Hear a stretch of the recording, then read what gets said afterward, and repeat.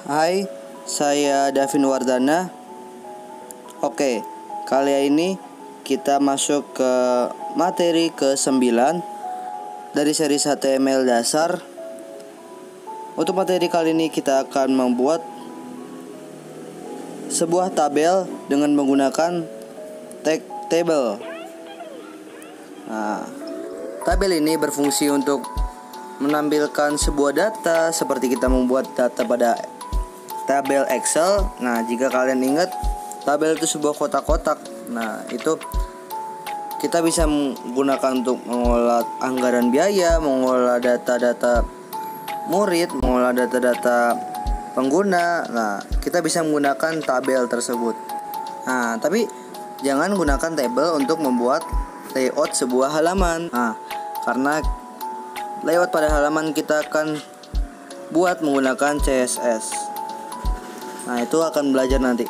Sebelum kita lanjut ke ngoding, alangkah baiknya kita bahas apa itu dulu yang namanya struktur tabel. Ya, meskipun kebanyakan dari kalian sudah tahu apa aja nih yang di dalam tabel, tapi kita bahas terlebih dahulu. Nah, di sini ada baris 1 kolom 1, ada baris 2 kolom 2. Nah, selanjutnya yang mana sih itu baris?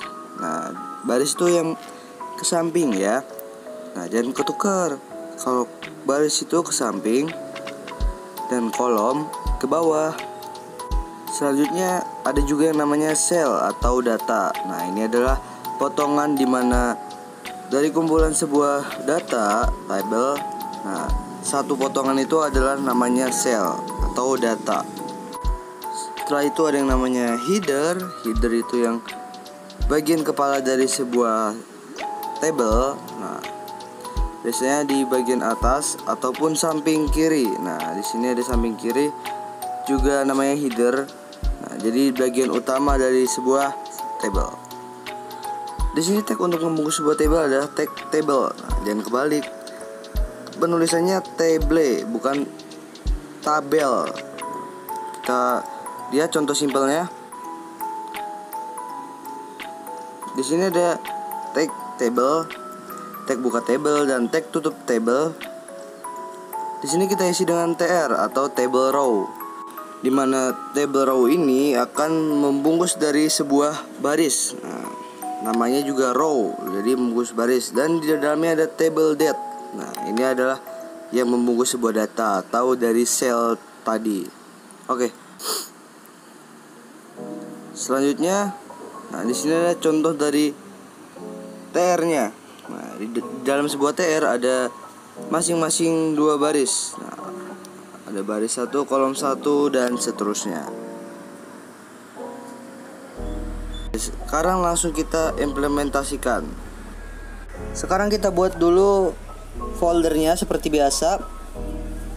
Karena kita sudah masuk ke latihan 9, kita buat dahulu folder latihan 9.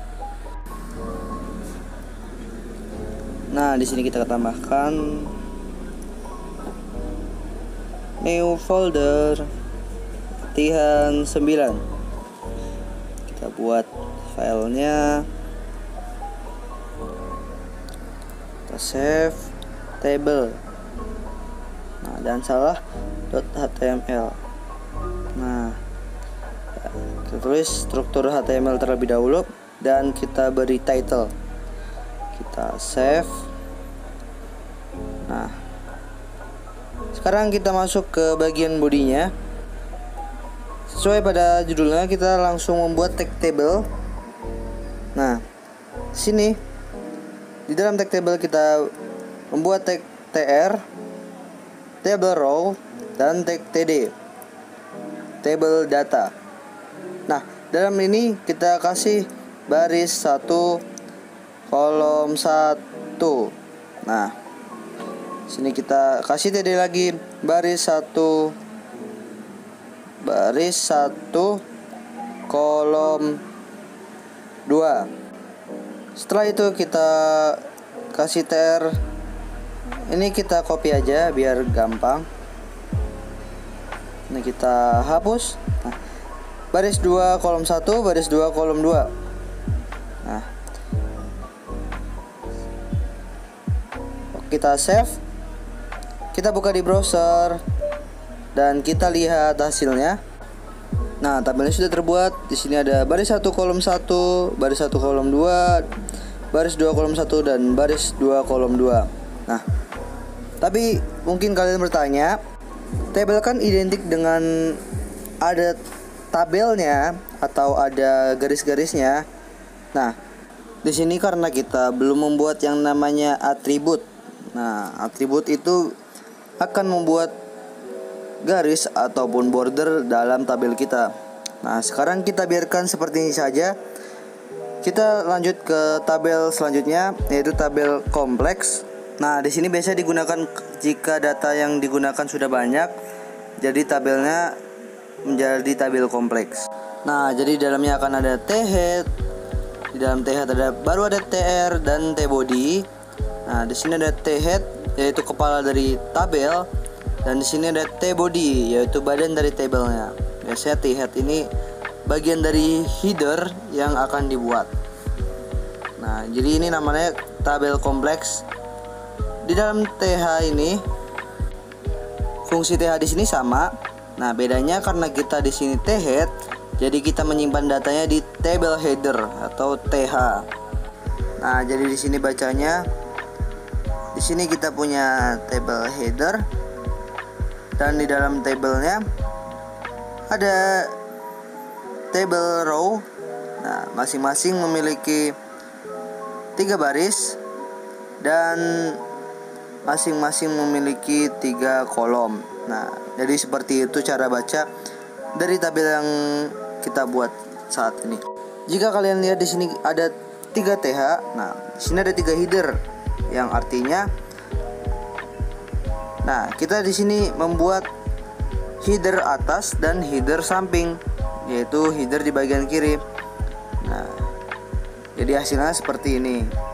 Baris 1 dan 2 memiliki header, dan kolom 1 dan 2 tetap memiliki header yang di atas. Jadi kita memiliki 2 sumbu dari tabel kita. Jadi gimana nih kita kalau ingin menambahkan border atau garis ya pada tabel kita?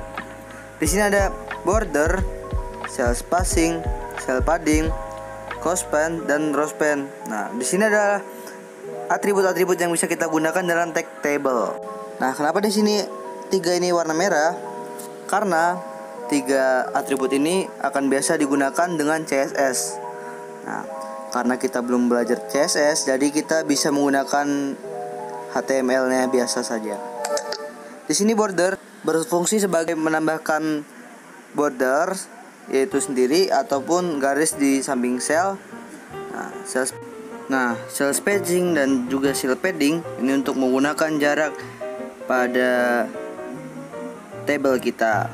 Oke, sekarang kita praktekkan untuk membuat border atau membuat garis. Di sini kita menggunakan border, atribut border.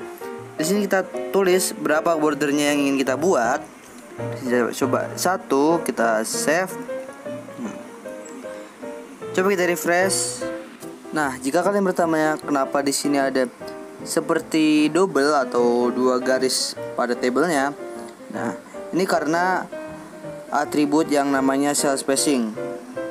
Nah, sebelumnya di sini kita coba menambahkan border lebih dari 1. Di sini kita isi dengan 5. Nah, coba kita refresh. Nah, di sini akan terlihat lebih tebal meskipun dia masih terlihat 2. Nah, sekarang kita balikin lagi ke 1. Sekarang yang kedua ada cell spacing. Nah, di sini kita kasih jarak. Ini kita refresh dulu. Nah, ini sudah balik. Nah, cell spacingnya kita beri, contohnya di sini kita kasih 5. Nah, dia jarak antar selnya akan jauh. Nah, jadi selisihnya akan lebih terlihat. Jika kita kasih 10, nah, dia akan lebih lebar. Nah, di sini terlihat bedanya. Jika kita kasih 0, nah, dia akan, nah, di sini kita akan melihat bedanya bahwa dia sudah menghilangkan double tabelnya atau barisnya. Jadi sudah tidak ada dua garis tadi jika kita memberi cell spacing 0. Yang selanjutnya adalah cell padding. Kita kasih 5. Nah, cell padding ini berfungsi untuk luas dari kolomnya. Nah, atau luas dari setiap selnya. Nah, jadi tulisannya terlihat lebih luas. Jika kita kasih contoh 10, dia akan lebih luas. Nah, paddingnya akan lebih luas, jarak antara sel dan isi selnya. Atribut yang selanjutnya adalah callspan dan rowspan. Nah, callspan dan rowspan ini digunakan untuk menggabungkan dua buah data atau dua buah tabel. Data tabel. Nah, bisa baris ataupun kolom. Nah, dua buah atau lebih ya. Nah, contohnya seperti ini. Kita bisa menggabungkan tabel 1, kolom 1 dan baris 1 ini dengan kolom 1 dan baris 2. Coba kita langsung praktekkan. Kita langsung coding. Di sini kita bikin tag table baru ya. Di sini kita copy dulu yang atas. Kita pakai yang ini aja agar mudah buatnya. Nah, di sini kita jadikan 5 dulu. Kita buat 1 baris 1 kolom 1. Sini baris 1 kolom 2 dan kita copy baris 1 kolom 3. Nah, ini kita delete, kita copy aja. Nah, ini baris 2 kolom 1, baris 2 kolom 2 dan baris 2 kolom 3. Nah, kita bikin 3. Oke. Kita save dulu. Nah, ini hasilnya. Kita lihat dulu.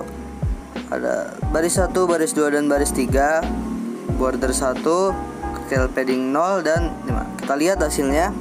Nah, jadi seperti ini. Ini kita kasih BR dulu biar enggak mepet-mepet. BR lagi.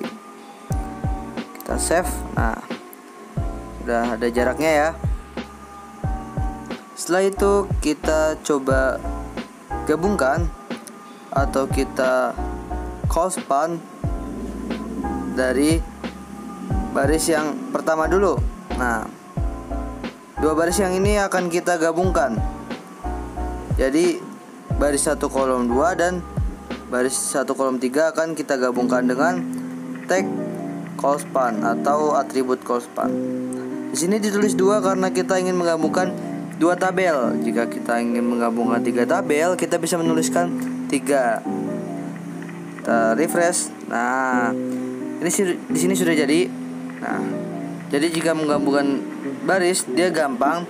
Kita bisa melihat satu TR itu dan kita mengambil dempetannya untuk membuat callspan dari baris tersebut. Nah, ini ibaratnya make and center ya, make and center ke samping. Nah, selanjutnya sekarang rowspan nih. Nah, ini yang sedikit lebih sulit karena kita ingin menggabungkan kolom. Nah, di mana kolom itu terdapat dari 3 baris. Nah, jadi baris 1, 2, 3 kita menyertakan 3-3-nya. Jadi dari baris 2 dan baris 3 akan ada yang kita hapus juga. Nah, kita gabungkan ke baris pertama karena kita rowspan. Oke. Di sini sudah ada baris 1 dan 2 dan 3. Ini kita blok. Kita blok. Kita Ctrl klik. Nah, ini kita hapus semua karena kita ingin menggabungkannya. Kita hapus. Di sini kita ambil yang paling atas, di mana kita ingin merowspan dari kiri dan sel utamanya ada berada di atas kiri. Jadi kita ambil yang paling atas. Di sini kita berikan TD.